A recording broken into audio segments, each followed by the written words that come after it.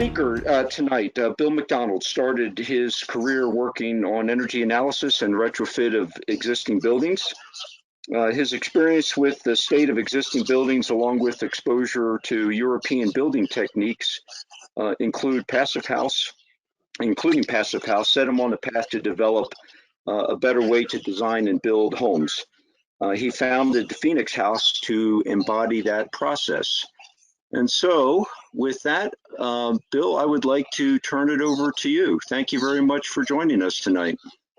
Absolutely. Thanks also for the invite to be part of the event and to be part of SECRES. Thank you so much. Well, I'd like to get started this evening and just talk a little bit about maybe some definitions and some terms. What really is healthy housing and what is our company about, just to describe the context of our current industry, along with some industry stats and how we really go about our business model to design and to produce offsite building packages focused here in the Rocky Mountains. So this is actually a picture of a recent installation this past summer in Winter Park, which is a really nice setting. I'm going to click here. So a little bit more about us, just briefly as a company. Again, we're Phoenix Haus. We're based here in Western Colorado. We're located in Grand Junction. And what's unique about our company is that we're formerly a manufacturing facility. We have an entire production and a small design team in-house. Truly, the business model is where we're connecting CNC integration, so computer-aided saw technology, with a formal offsite production facility. We'll talk about how does that have an impact on the construction of the houses themselves, but that's who we are and that's where we're located. As a company, we'll be moving into a new facility here at the spring of 2022, which we're excited, so stay tuned with some updates as well with that. Phoenix Haus mission statement is a lifetime of healthiness achieved through housing. And so we knew that starting out as a company, we really wanted to, benchmark or underpin the business model to really the most stringent building performance standard to build and to design and build homes. And for us, that's a drastic reduction in energy consumption, which really lends itself to the ability and addition of like renewables and covering a construction or a home's energy consumption with a small addition of solar, just looking for a net zero status, which we'll get into. Some definitions that help going through today's presentation are the words prefab and healthy housing. For us, prefab is typically going in the industry as offsite construction is typically referred to, or panelized building, even like you've heard of maybe as SIPs construction or SIPs. We also kind of get grouped into or described as like modular building or 3D volumes or manufactured housing. For us, we're a little bit of all of those things. We're pre-designed digital fabrication of a building, a single family home. We go more by offsite construction or panelized construction as an assembly. Furthermore, on healthy housing, what's a good breakdown of what healthy housing means for us? It means these things. It means wood-based and acrylic-based materials, so we're not using things like spray foams or oil-based tapes or membranes. We focus always on an airtight assembly with an integration of a fresh air ventilation unit, which we'll talk about today. And then super insulation, so a continuous exterior insulation is really important to us, and the style and design of the product. Also allowing for, of course, the integrations of electric-based heating systems, which we find is the fastest track to be able to offset energy consumption. And finally, integration of multi-use scenarios with single-family housing, even. So folks can do co-housing, co-living, or like multi-generational housing these days, with the affordability of housing being a key metric, looking to find ways to utilize the investment more than just one single use. A good way to sum up the current approach for how we design and build is this emphasis of getting away from fossil fuel. Sorry. So instead of focusing on heating systems, cooling systems, mostly heating, if you're working with a natural gas or propane, we don't do any of that. Out of the box, our focus is designing and building of a structure, of course, it can be fully electric, out of the box from the get-go, and that is the benchmark for us. So that folks have an option and the ability to add a renewable, and for the ability to offset energy consumption, that is. So this is, we'd like to walk through an example project with you all and give a little bit of a level of understanding of just what keys are offering, what's unique about our company, but more so what are the tenets of the design and the construction of our types of homes. Out of the box, like I said, it's a focus of electric heating. So this is actually a picture of a heat pump heating technology for an in-floor radiant heating system. And this technology, or this application here, is being used at 8,500 feet, I believe it is. So it's on a mountain setting. It's in a cold climate, and yet we're still able to pull heat out of the air. I think it's up to -10 or -15 Fahrenheit. Heating a liquid like a glycol, that brings it to a storage tank. That is, the heat's exchanged into an in-floor loop, and then that's put through the zones of the house. I mean, that is really superb that this technology exists. This technology actually this brand comes from Canada, I think, originally. And we use this on most projects that are looking for like an in-floor heating system. Again, the selling points to us is that it's electric based. The insulation that defines our exterior of all assemblies is a wood fiberboard. It's a wood-based material. It's a fibrous material. It's actually the recycled product of glulam or CLT production. I think it's mostly a glulam. This material we actually procure and receive or import from Germany, like a couple other few brands, and we're looking for opportunities to work with the brand in the States.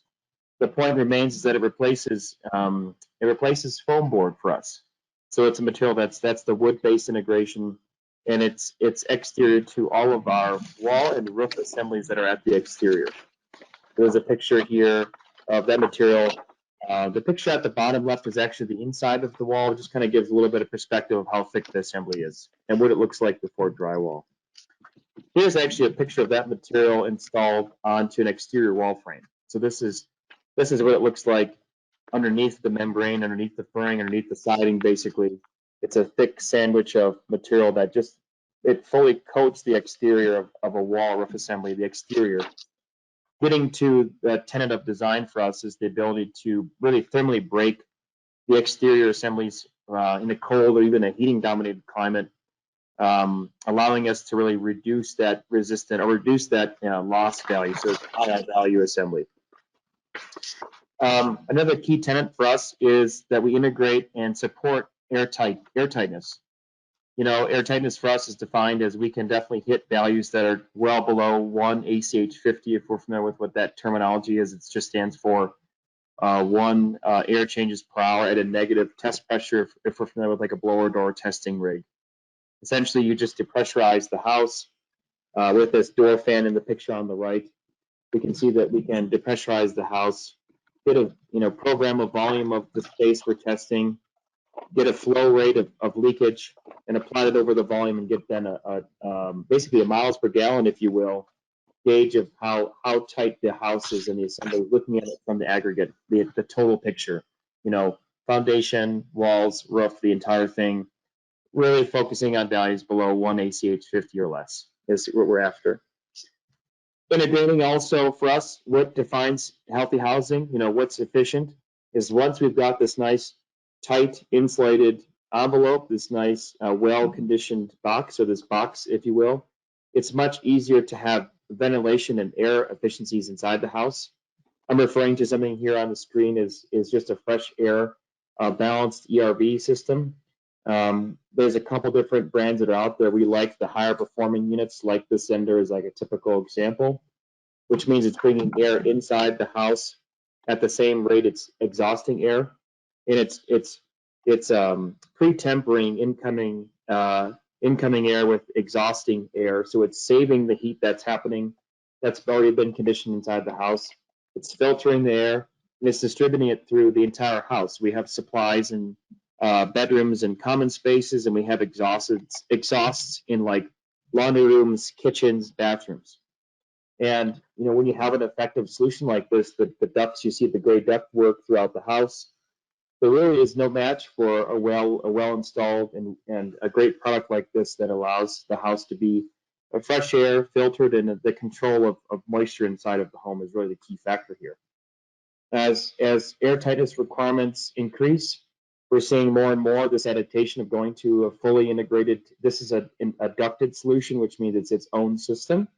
So it's not a timed bath fan, right? It's not kind of a halfway solution. It's the fully integrated solution that assumes that we're going to be balancing and continuously operating this fresh air system, which it's really nice and effective way to keep a healthy fresh air inside the home.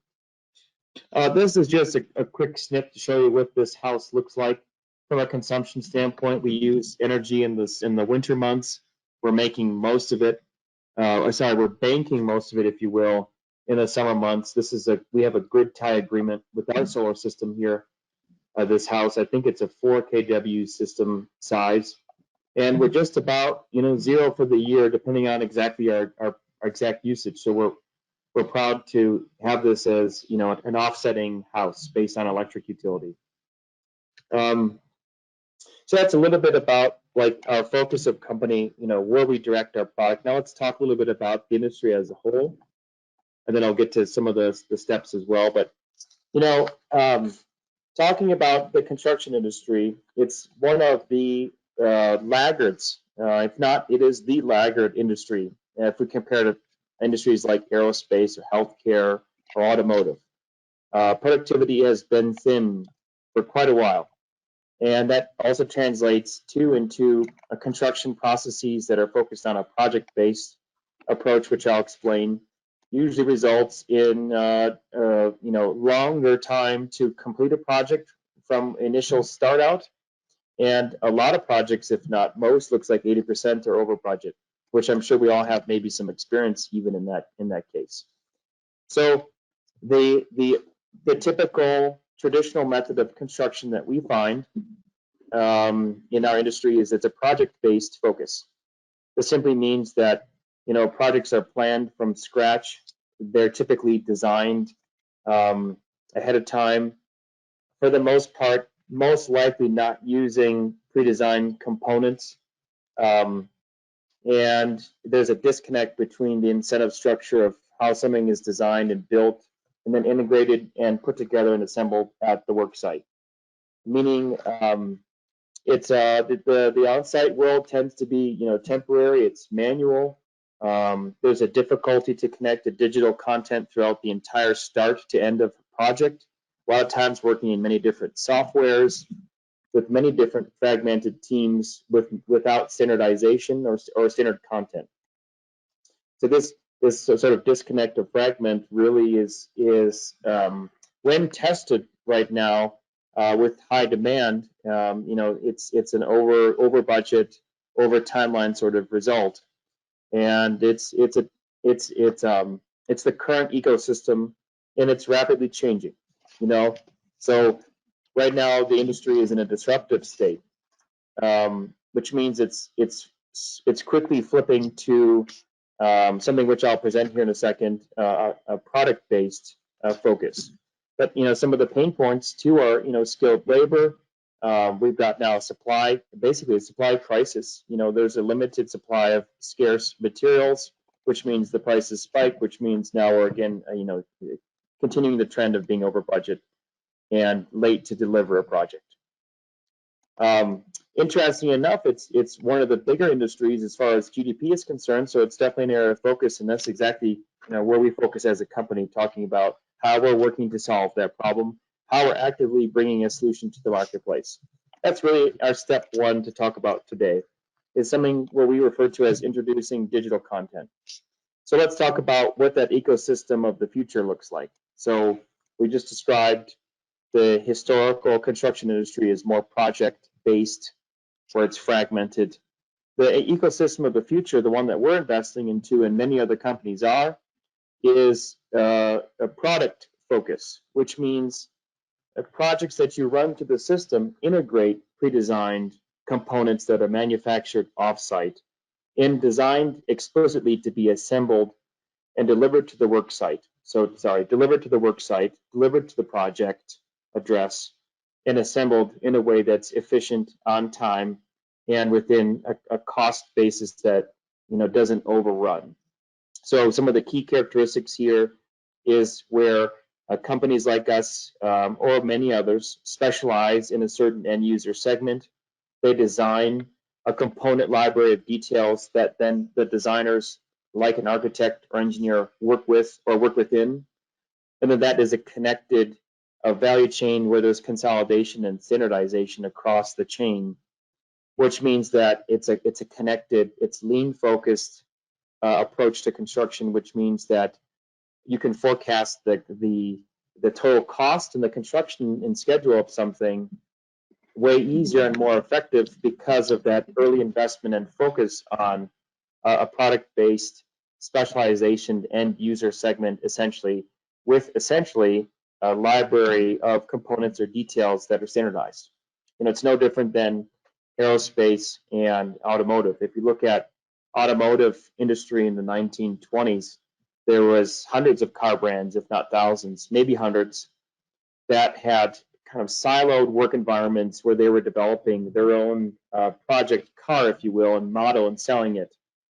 What ended up taking place is, if we look at the auto industry as a whole, is it whittled down to essentially big three automakers that work with standardized content and use a platform of design, which is your typical car model as an example.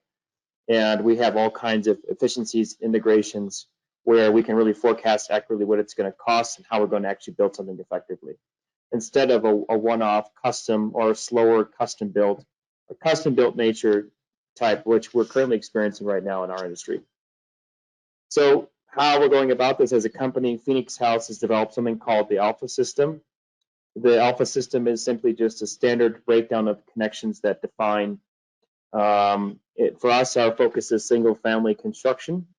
So there's typically 30 connections that define floor assemblies, wall assemblies, roof assemblies, and how they connect and adapt to each other to generate a certain architectural form, if that makes sense. What we've standardized are the connections. It's also important to point out, which is a distinction between form, which we'll get into here in a second.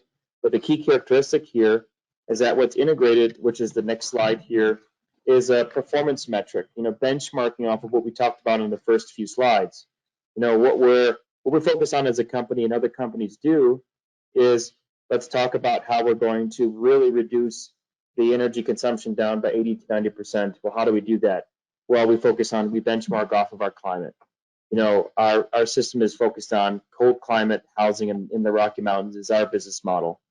And those 30 connections, we've defined what performance values do we have to hit at those different connections throughout, or what defines a thermal boundary, a thermal envelope of a design, so that we can hit those key factors and then be able to hit those efficiencies, which then allow us to do things like electric heating systems. We can hit those lower sized systems, so we can look to offset something with solar, is really our objective as a company. So coming back again to the model example, we're talking about integrating those standard connections into something that we call a 3D BIM model, which I'm sure some of us are familiar with. BIM model stands for Building Information Modeling. So we take the standard connections, we program the architecture, we work within our constraints, and at the left is the digital fabrication model. Essentially, we're building the house always twice.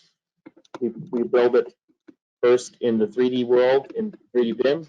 We make sure everything is fitting within the constraints, within the standard connections that we have and offer as a company.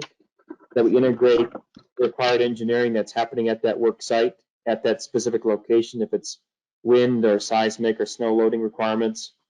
that's what's unique about this project, for example. And then we go to actually build the components that make up the house, which we'll get into here in a minute.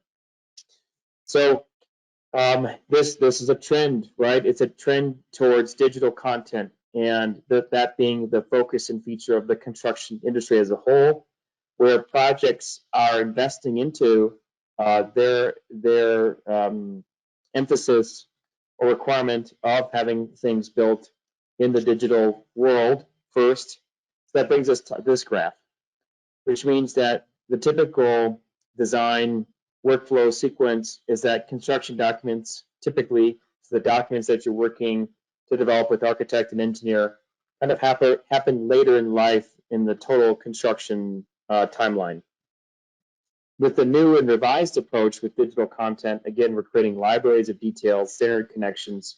We can work to bring that workflow way up to schematic level design, which is the traditional schematic level design, and really front load the design process to integrate the things that are going to make this project efficient and bring back this costly curve of design changes that typically happen later in life with the project. We bring all that, we bring it way up to the front. And that goes for any project that we work with and other companies like us. We're not just the one company. Again, yes, using fully integrated 3D dimensional digital twin BIM model. And then we use that as a way to make the process efficient. So that's, again, kind of a screenshot snip of what that looks like. For us, it's really about sharing the content. As far as like a process, if we're process minded here today, if we're thinking about what's the 1, 2, 3, first, a company like us has to open source share the content, which we do. So we share the alpha system detailing that's standard with our network. And designers, architects, folks that are working to generate the content, to generate the design for the customer, are working with our system, working with our constraints, and they work with that first. They have to have the content first before they can design the building. Then that content can be shared back with the home office, so to speak, coordinate with the rest of the project teams, and then we can finalize on the 3D BIM model. Really, we're agreeing as the entire design team, whether that's internal or external, on a fully integrated 3D BIM model. Essentially is the objective there. If we talk a little bit more about Phoenix Haus as a company, what we focus on and what we're finding success, it follows exactly what we just talked about, is that anything that we can integrate ahead of time, we're forward, we're after that as a company. A couple of years back, we, as a company, would build mostly custom designs, custom homes, custom models. As a company now, here in 2021, going into next year, we're integrating and working off of our homestead model platforms. So we have roughly 7 different models to choose from. The point being, and why I bring it up, is it's talking about a certain design of an end user segment that then we work and build out on the back end. So what does that back end look like? Well, it's these things. It's the structural integration, the components that we can use as a company, so with things we can integrate in the offsite facility, and also importantly for us is mechanical integration, anything that's unique or different to this approach of construction, or things that we know that trip up the on-site trades, the on-site prescriptive installed mechanicals. I'm sure we've all seen it. If there's a mechanical design that needs to get integrated on site, if there's collisions that can occur, it's nice to know if you can work those out before in the 3D world, suss it out then, figure it out where the collisions happen, make the corrections, figure it all out ahead of time, and then have a plan for when we're in the field versus vice versa. How we go about this for our different models in our product, the homestead model product, is we've standardized most of the engineering details.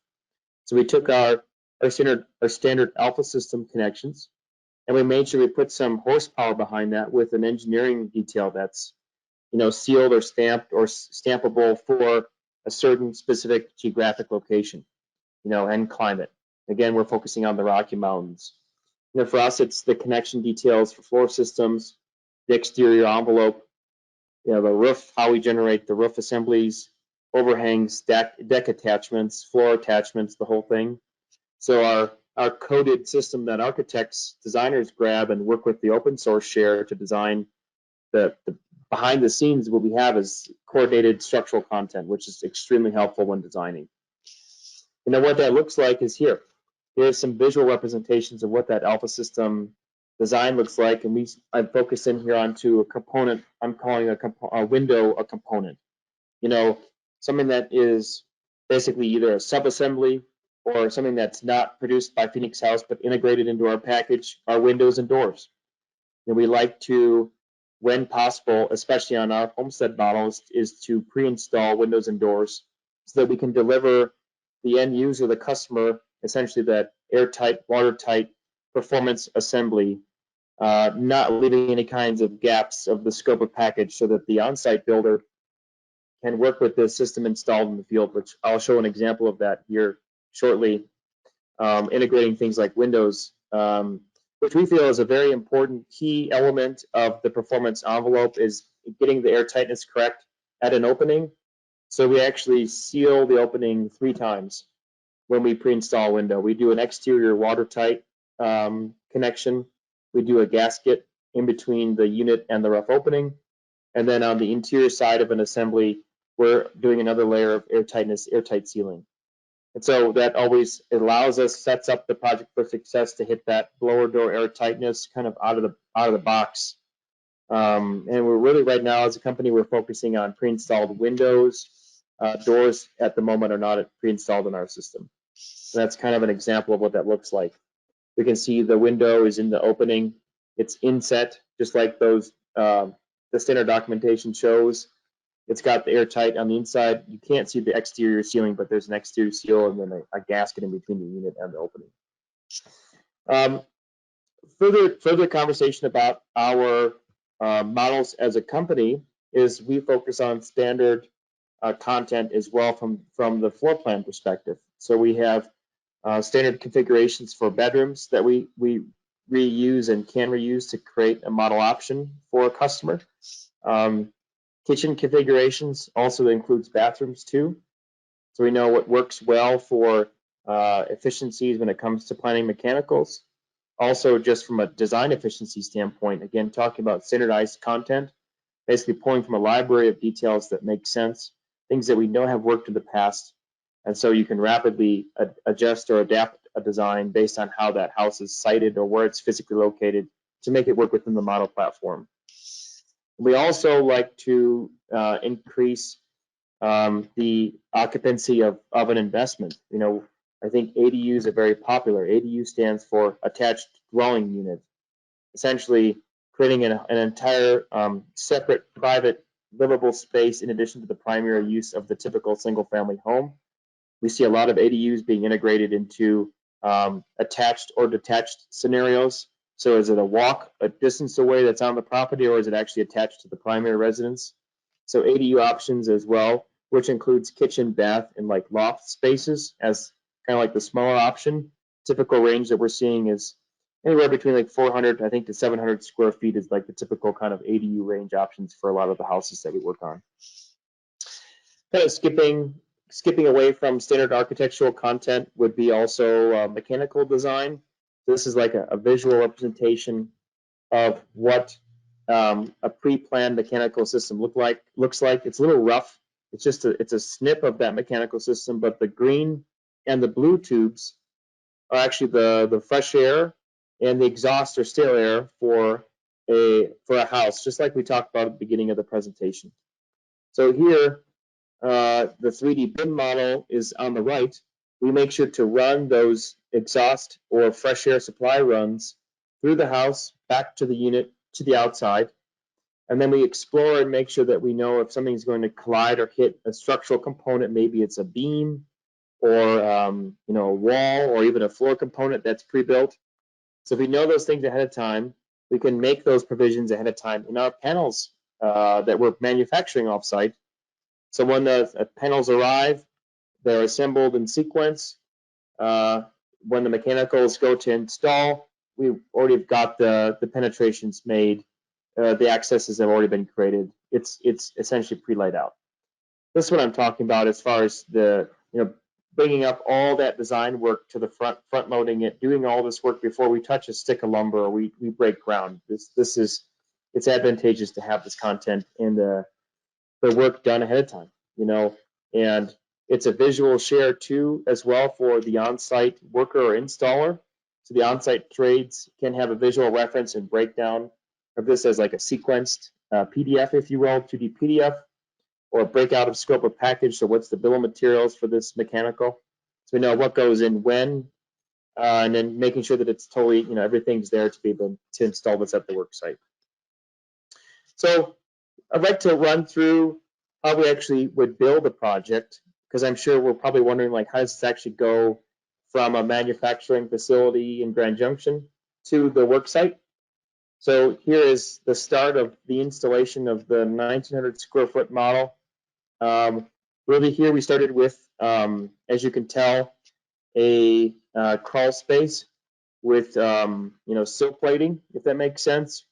We had a mid-span support beam also set up before we started to install our panels. So day one really was, unwrapping and grabbing, I think there was like 6 or 7 floor panels. These are 30-foot long by, I think, 8-foot wide segments. So 8-foot width is the ship width and 30 foot's the length.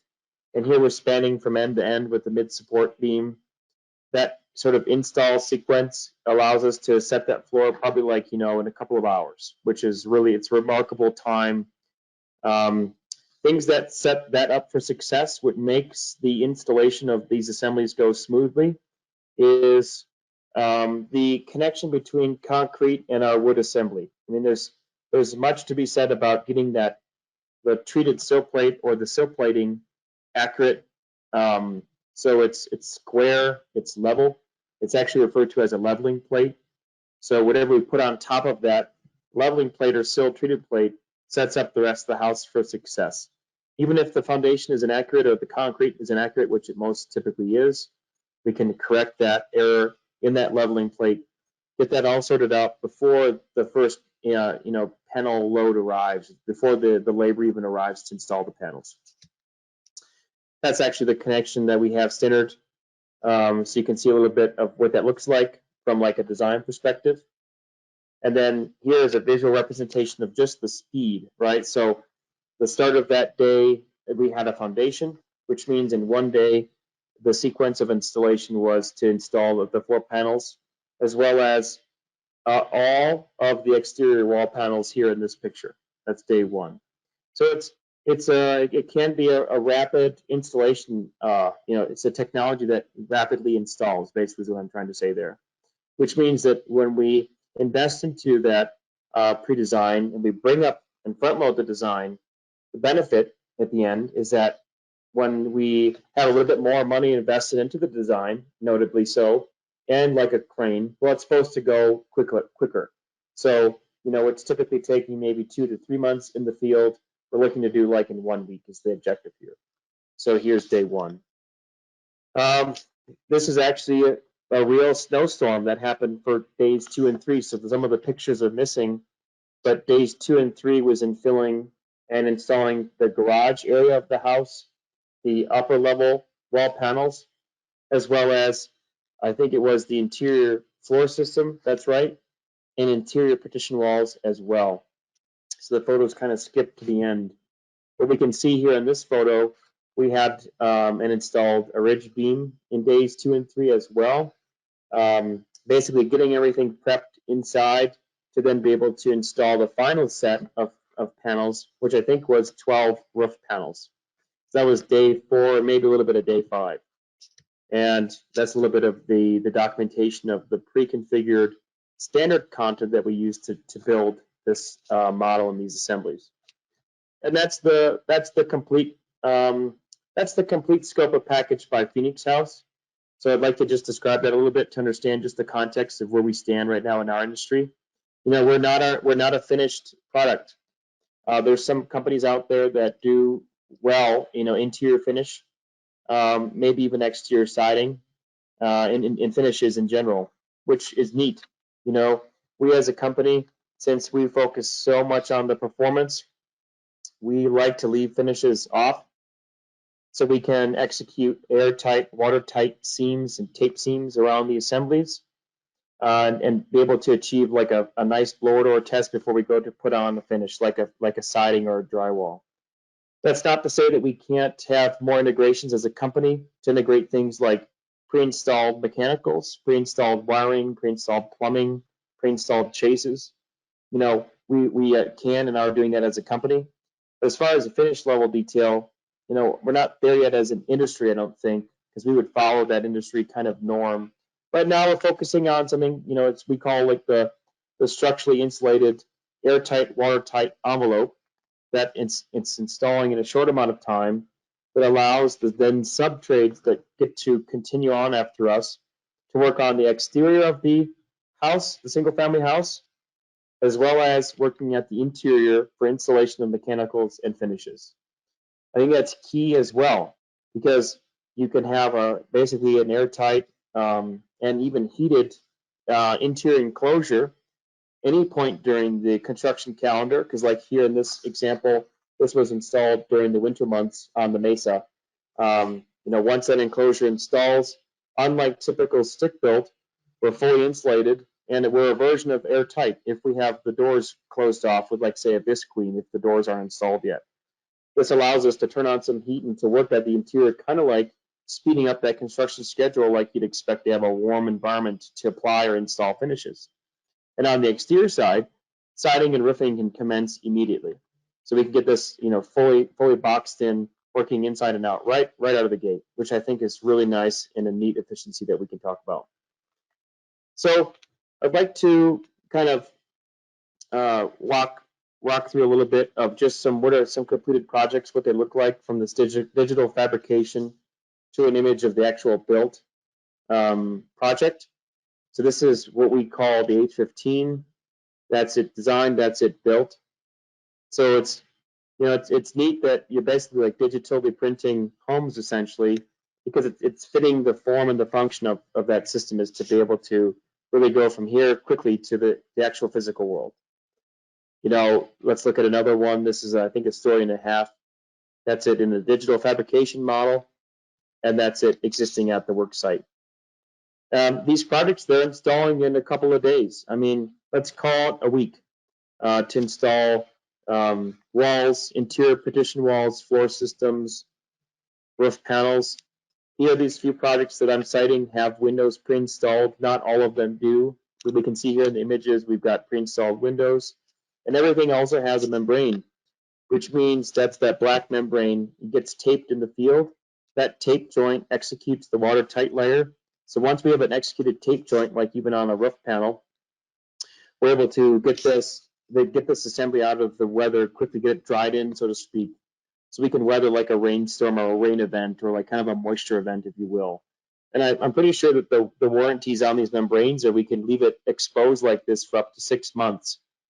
You know, maybe we don't suggest that for the roof, but at least for the walls, I think that rings true. So it's neat to be able to get it to this level and then they push pause if we're watertight, airtight. There's another one that we're built, and this actually sent to Ohio. So this really speaks to the ability to ship products at a distance. You know, these designs and builds allow you know, when it's the right size, can be shipped, I think, very effectively on a standard semi truck, like drop deck semi. And we're doing this, you know, to the Pacific Northwest, to the Midwest. We've sent projects. What's neat about the standardized content is that you can really handle well any kind of different code requirements from the different states. In this case, Ohio, or in the past we've done Washington State. So having the pre-designed workflow, having the modeling and the front loading of the design allows us to have a fully engineered building essentially. And when we manufacture and make these components, we're pre-inspecting them, or they have an inspection designation that travels with the panel to the work site, which means that building departments have confidence that when something is arriving, even if it's covered up, so it's a closed panel is what it's referred to, we can still have the ability to have confidence that this can assemble within the requirements of the building department. That work has been done ahead of time and sussed out in the design. So at the work site where somebody just assembling the parts again in the field, and then executing a final structural inspection once the panels arrive and are erected. Another thing to point out on that thread of inspection is because we have a fully watertight exterior assembly, and we focus on airtightness, we bring actually the shear layers to the inside, which means all the mechanical connections for the house and for the panels happen on the inside, on the warm side, which means all the work to wrap up installation of hardware and have the final structural inspection can happen from the interior perspective, which is really helpful. We don't have to climb around the exterior of the house to put these panels together, basically. They're attached with essentially a cocktail of structural screws, all from the inside, except for the ridge line of the house where the screw is attached to the ridge timber. That's something that's also, and it's neat to point out that means that work can be done on the inside, on the warm side or the watertight side, to punch this out and to make this work well for final inspection. Yeah, here's an example of like how something actually gets shipped. We ship something as like what's called like a wall bundle, or like a wall or roof or floor bundle. We've standardized the shipping to fit onto commercial trucks, like a step deck truck is typically what we're using. And we're doing that via a design that's linked to the 3D BIM model. We essentially say we're playing a game of adult Tetris. And we're trying to always, and we make it work where we fit within the shipping constraints of height and width. Weight we're not too concerned with, but when it comes to height, it's typically 13'6" is the max height, and then an 8-foot wide. So when we go to design a house, we actually work backwards from the shipping model, so that we know that we don't design the walls to be too tall or too wide. Same thing for roofs and floor assemblies. Everything has to fit on the truck. We bring that back to the ability to make something in the offsite workshop. Here's just some more pictures of, again, these are pre-installed windows, site-installed doors. So here we have a pre-installed window that came within the panel. It was part of the airtight, watertight layer. And there's some final detailing that happens at the work site, which is a metal sill pan by this brand of manufacturer window. Again, we have a watertight assembly. The interior is already airtight except for the panel seams that gets executed at the work site, air sealing at the panel seams. And again, it's the same thing where work can happen immediately on the inside and exterior of the building once it sets. Just some nice kind of different angle pictures of what an assembly actually looks like with a pre-installed window. Here's the inside perspective of basically that same type of wall panel. In this case, it's a triple pane window and door. This is a wood clad product. If you can tell, it's inset in the middle of the wall, just like the window detailing from our standard alpha system details dictate.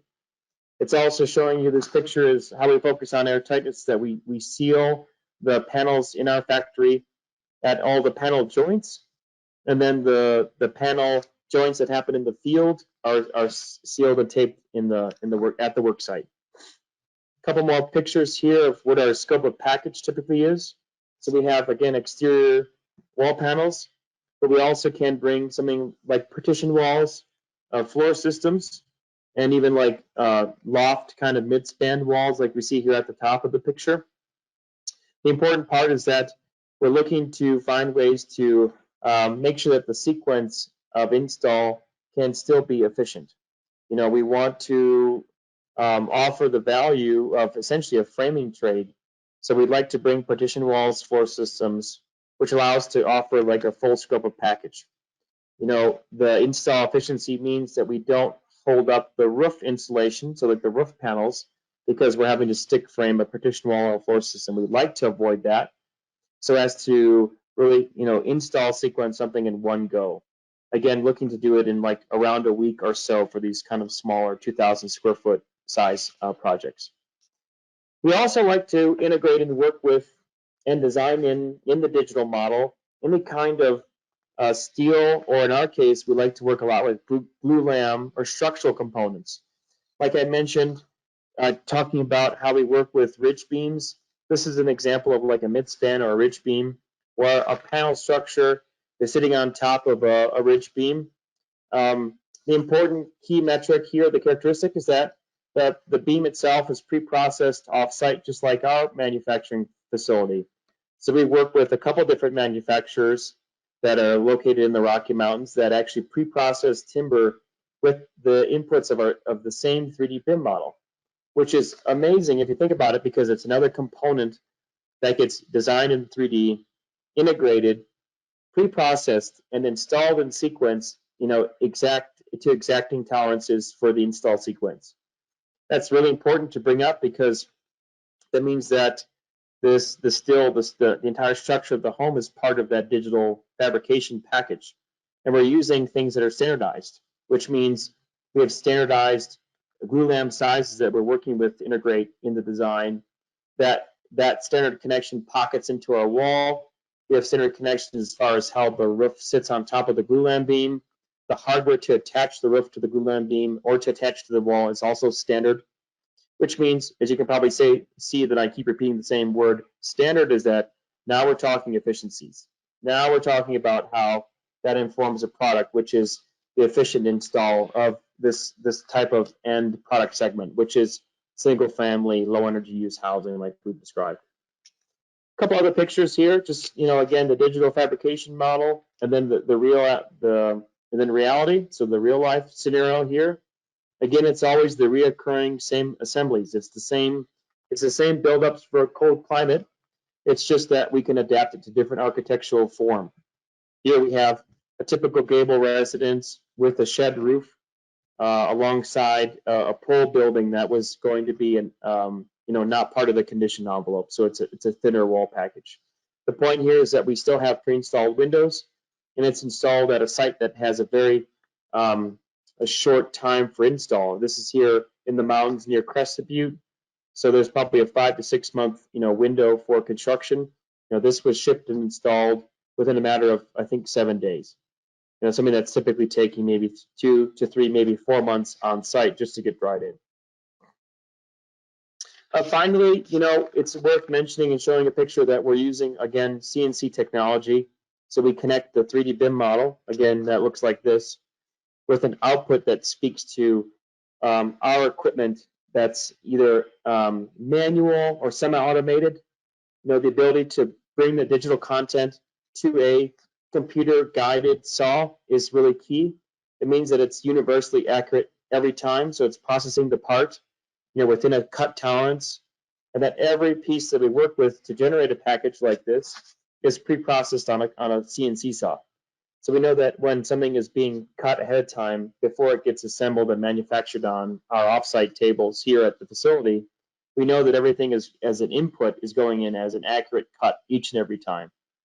And that there's the ability to inspect material, to cull material, to cull wood, so that we reject things like warped boards or cupped boards or twisted material. So there's a quality process there that really we can plan and then also use that culled material, the rejected material, as inputs to another process. So our waste factor is very low as well as an offsite manufacturer.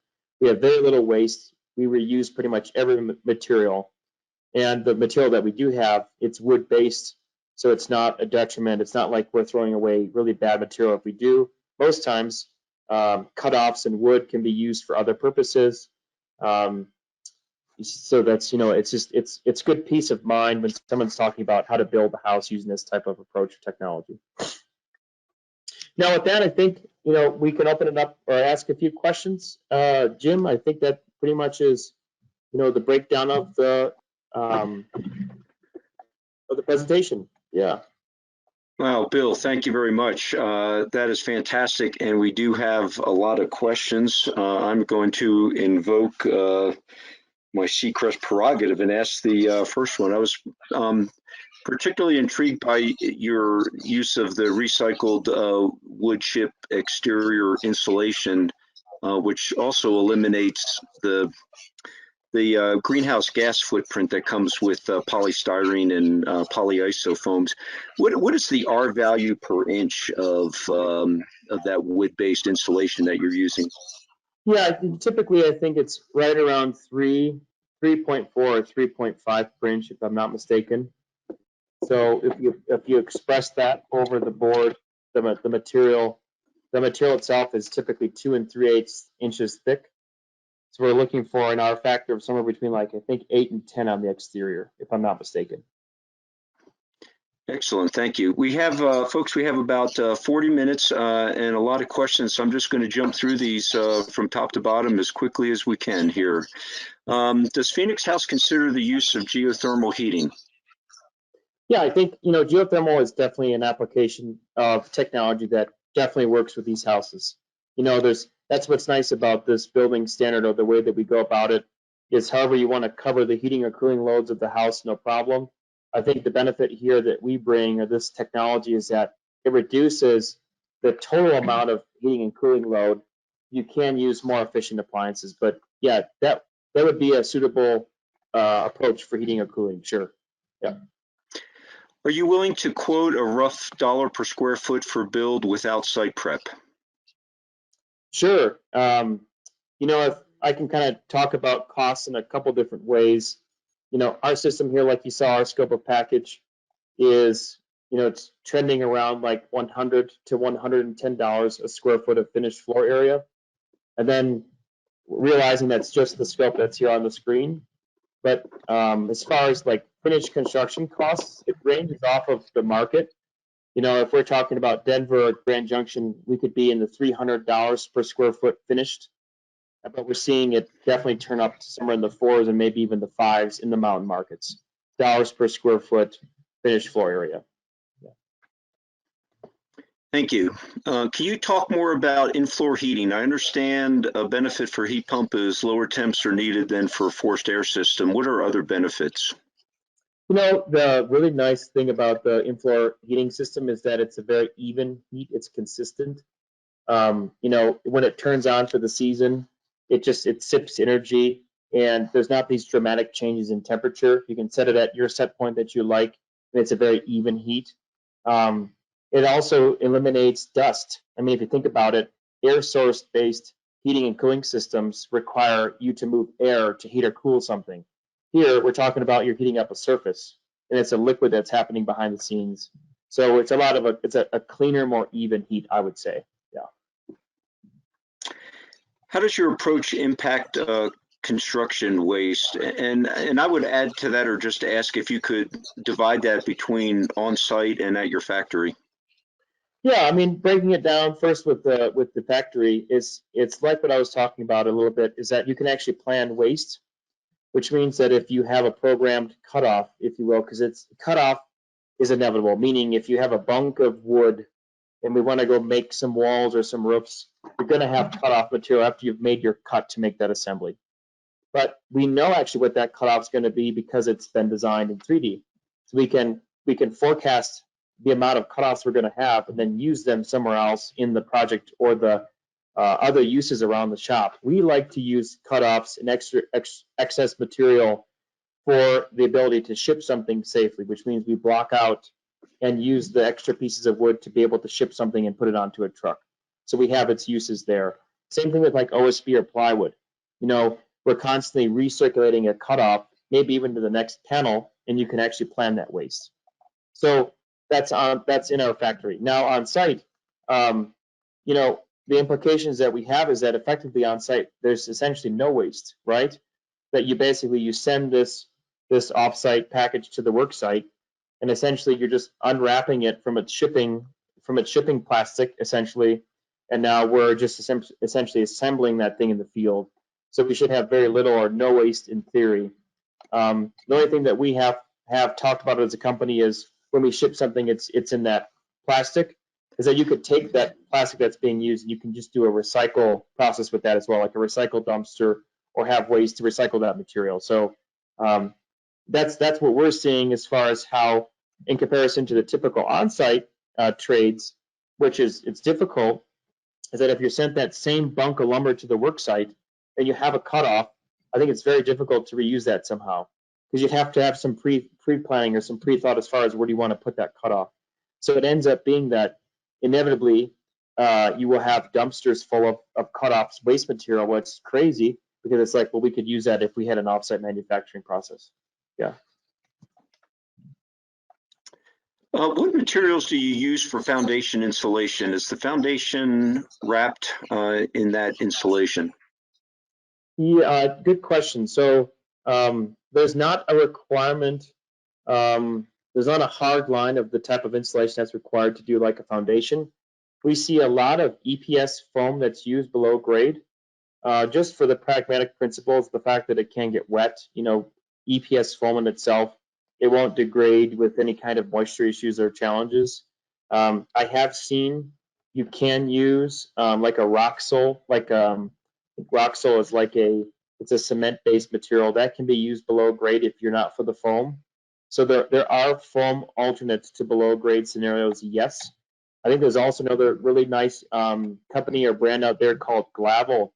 I think Glavel is it's some type of is it fiberglass, or it's a non-foam based material that you can use to put a foundation together. So there are foam alternates. Here in this picture is an EPS ICF. Your Homestead 21 shows a large overhanging roof. Is this custom sized to match winter, summer sun for the location? And I would add to that just if you could talk the bigger picture about passive solar embedded in your design. Oh, totally. That's a good question. You know, this overhang is speaking definitely to the aesthetic of the house design itself. So we have other models where there's gable roof assemblies, and it's really more just going for the aesthetic look. You're right. It does have the benefit of allowing it to be used as a shading object for the upper windows. You know, out of the box, I can tell you that, you know, from a passive house perspective or the passive solar perspective, we do pragmatically do our very best to not overheat a house based on where it's specifically located, but there is site adaptation requirements for the design to do just a siting and lighting study, if you will, of where, you know, which direction is the house facing, what is the potential ability for overheating, and then being aware of those openings on the south and western facades, and then having a shading object or a solution to be able to not overheat. So what's integrated is the ability to shade some of the windows, but it's definitely a site-specific study to make sure that this does not overheat. Overhangs can be used, porch overhangs even, but also interior shades can also be used as a shading technique as well. That's pretty effective. Yeah. Are you exploring or looking at any wood alternative options? If so, what? And how fire resistant is the end product? Yeah, I mean, as far as like a wood alternative, you know, where my mind goes is if we go from like dimensional material to like engineered material, I think is kind of how I think about that. Meaning, we can find ways to use engineered material which actually uses less virgin wood, if that makes any sense. So we're actually making a product out of something that's not as, you know, maybe the original tree product, if you will. Like things like glulam CLT, you know, tend to use you know, 2x4, 2x6 is the input, versus using like bigger timber like 2x6, 2x8, 2x12.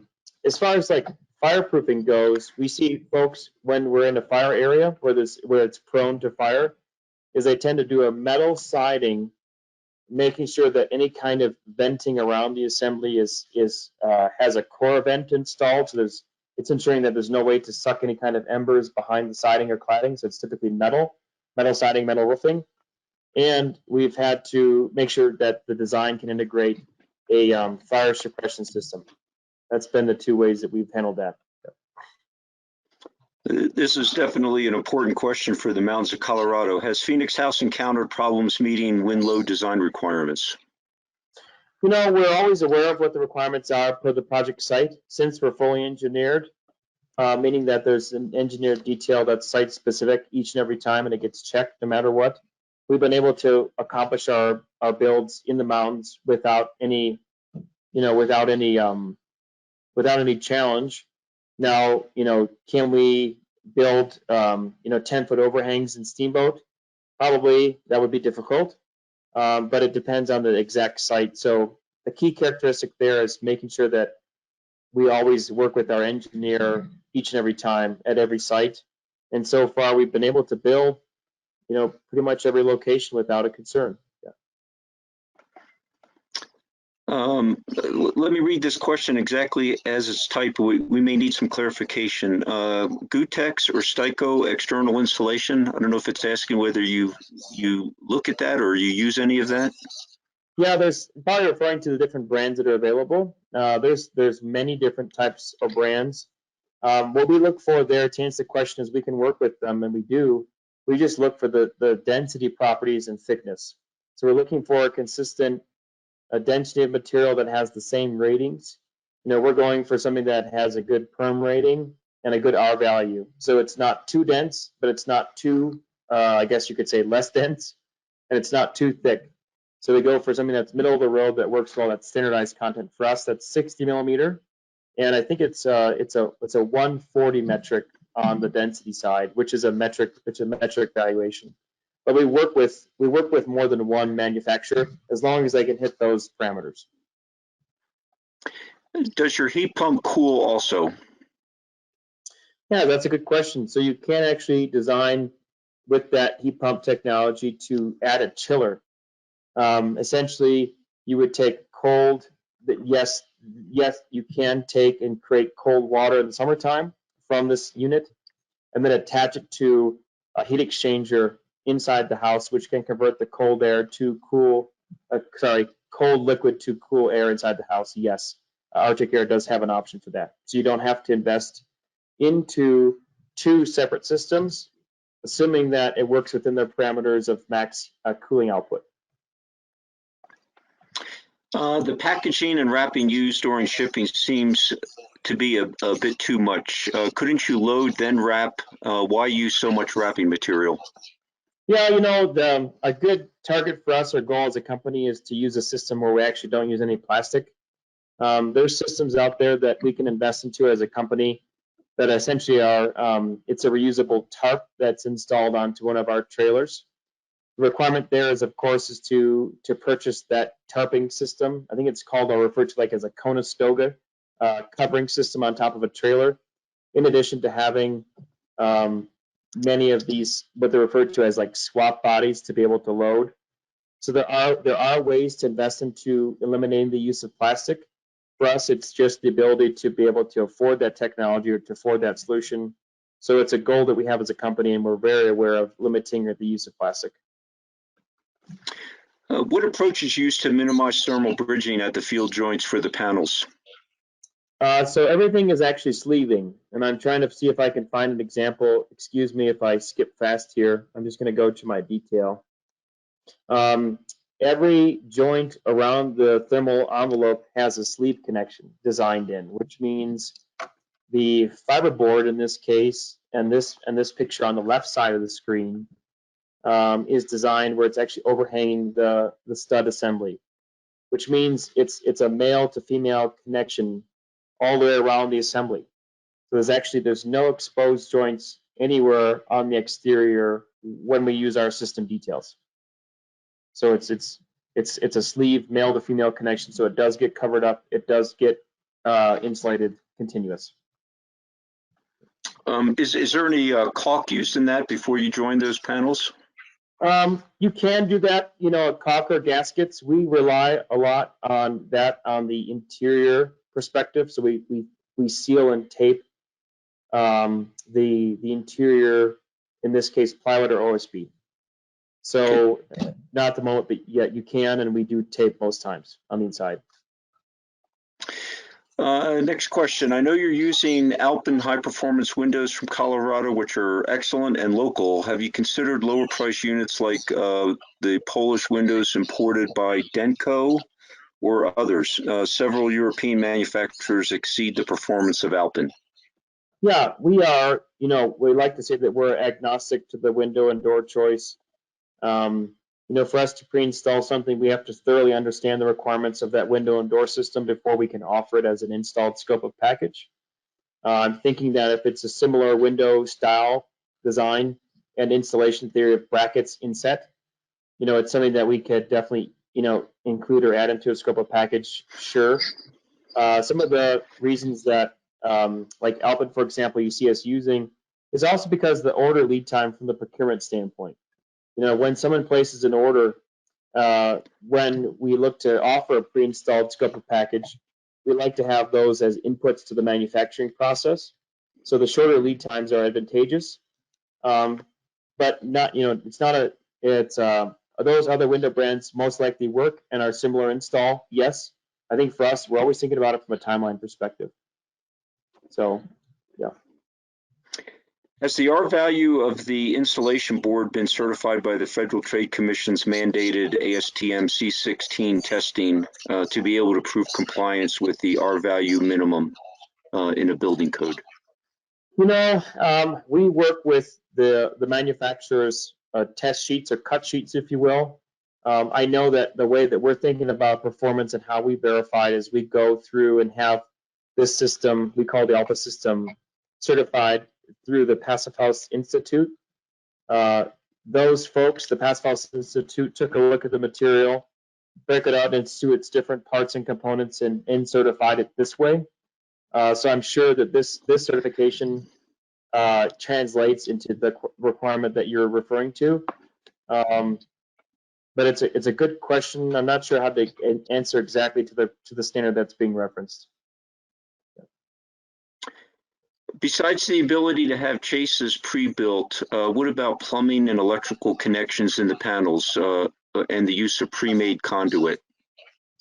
Sure, that's a great question because it's something that's on the horizon for Phoenix Haus.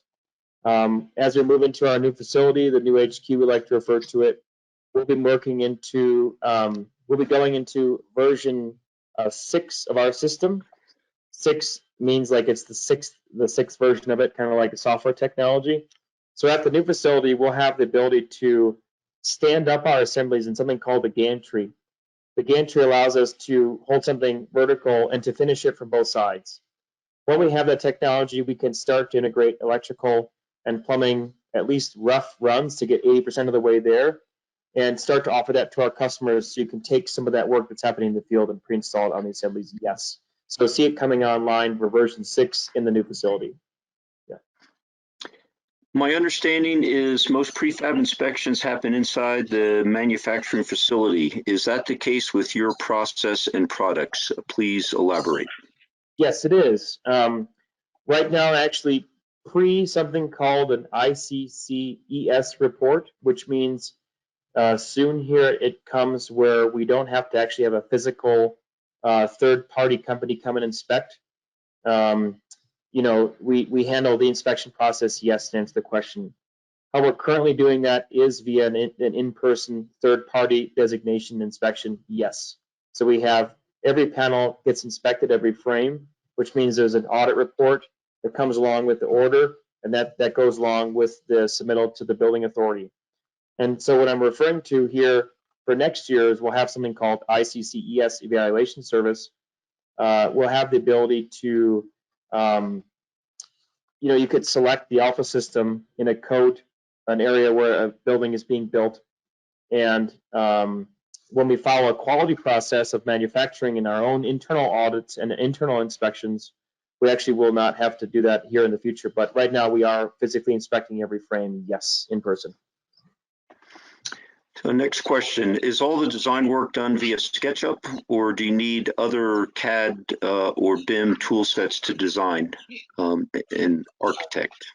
Yeah, no, it's the system itself is exportable and can work in pretty much any architectural software.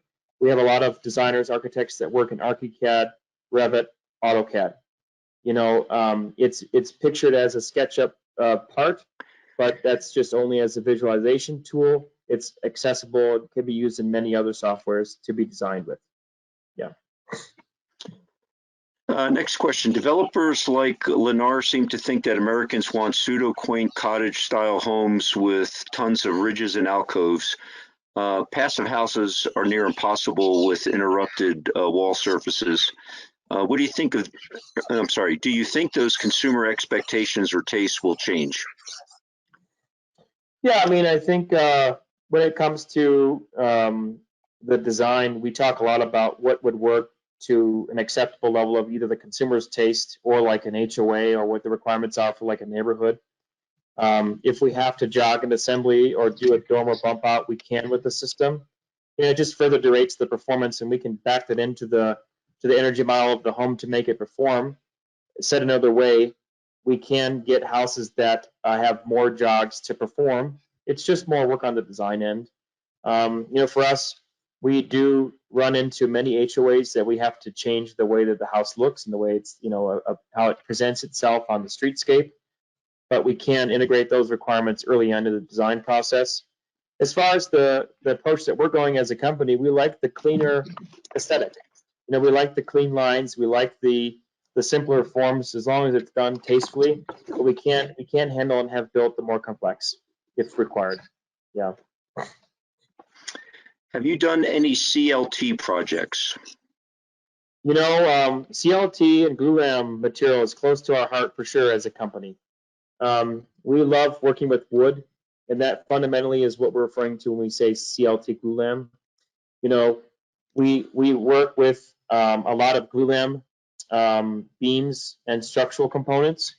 We've yet to install CLT as like a floor or roof material, like a spanning, structurally graded material. But there's no reason why we couldn't, to answer the question. And we actually have some really great connections in the Pacific Northwest of both manufacturers and fabricators of CLT and glulam. So if there's any interest kind of after the presentation looking for a resource of that, please reach out and we can connect you if you'd like to see a supplier or a company that does that. Just in case there are others like me that don't know what CLT stands for, could you define that acronym, please? CLT stands for cross-laminated timber. So it's literally just like what it sounds. It's where you put different pieces of material together in like a sandwich, and that's a manufactured product that gets glued, and it's a heat-treated process that makes a stronger structural assembly as it's coming together, kind of like what's on the screen there. That's the glulam that's on the screen right now. It's similar to that. How does your product work in the multifamily apartment or hotel world? Is that feasible? Do you have any experience in that space? Yeah, I mean, when it comes to the multi-use or the larger scale commercial building, there's no limit to its use. We top out from a stories perspective, 3 stories. Then it turns into probably a different theory of design of engineering. But we can build the taller, build a bigger commercial building. So there's not a limit there to the offsite from the offsite perspective. No. We have not yet built a hotel to date or like an apartment complex, but we have built neighborhoods. Can you talk more about the German wood-based insulation material necessary? Looks like it makes strategies like double stud walls unnecessary. Can you say that one more time, Jim? I think it delayed a little. I think he's referring to. I think he's referring to thermal break strategies there. Using that outer cladding to generate your thermal break rather than a strategy like a double stud wall. Oh, right. Yes. So we choose to do the exterior assembly with the fireboard insulation because we can integrate it into an offsite building process that can scale, if that makes sense. So making a double stud would be challenging from an offsite production lens. Working with a framed approach like we do is the more scalable option with current production equipment. And installing exterior insulation is a relatively easy addition to a production process. Yeah. So that was the last question. I'll leave it open here just for another 30 seconds or so if anybody has any last minute questions. And yes, we have one came in, but first let me congratulate you, Bill. I think this is the most questions we've ever had for one of our guest speakers. So your lecture has generated a lot of interest. And there is one that just came in. Have any of your houses been HERS rated for performance? What score did they get? Do you offer an energy consumption guarantee? No, that's a really good way to ask the question. What we have done is a FIAS rated or PHI certified projects. With that, to my knowledge, I'm pretty sure FIAS is requiring a HERS rating. But at the end of the day, I know that it's been 0 on a few projects because of the ability to offset with the solar system that I was showing a little bit earlier on the slides. So can easily do the 0 and do the offset with the solar. As far as the energy guarantee, so if there's a energy model that's created for the project, we definitely can guarantee performance. As long as we are assembling it as it's designed in the field, or building it like we say in the field as it's designed, you can definitely hit the performance within a 5% accuracy for sure. Yeah. But of course, you never have any control over homeowner behavior. So to some degree, an energy consumption guarantee would be almost impossible. Yeah, that's a good point. Thank you for that. That's a good lens. I think when I think about it, I'm thinking as, what's your benchmark that you're going for energy consumption from like a lights, heating and cooling? How does that structure perform if we're agreeing on a set point? For sure. Yeah. So like in an agreed set point. Yeah. So another question popped up, which I was actually going to approach you about offline as I work on the building committee for Pikes Peak Habitat for Humanity. But have you been approached about working with affordable home builders? I'm sure the questions come up a few times in our past. We're very open to it. Just straight away, we're very open to any ideas where we can help folks or a cause. That's really our interest. If you saw the design of these houses to have multi-occupancy or multi-use, trying to find ways to reduce the cost of housing. It's near and dear to our hearts as we see costs increase. But very open to it. Would love to participate, and I think it would be a great thing to work on. Yeah. That's still an area I'm going to contact you about offline. Another question popped up. How thick are the walls and the ceiling/roof? Yeah, so the walls are right around like 1'2", 1'3" and some change, like 1 foot 3 inches, 1 foot 2 inches. That essentially is though our rough system. So you still have to add drywall, and you still have to add like your siding or cladding. So let's just go ahead and call it like almost 1 foot, 4, 1'5", maybe even 1.5 foot thick for the wall. On the roof assembly, it's close to 2 feet overall when you apply the finishes. The base is typically a 16-inch I-joist assembly with a 2x4 interior and a build-up exterior to the fiberboard that varies in thickness. But I would typically say on average it's 2 feet thick for the roof assembly. And so does that take you up to about an R60 or so? We shoot for 70 in most cases, and 50 in the wall is really a target when we're really going for the full system dialogue. Yep. Okay. That's all the questions on the board. Bill, I can't thank you enough for taking time out of your extremely busy schedule to speak to us tonight.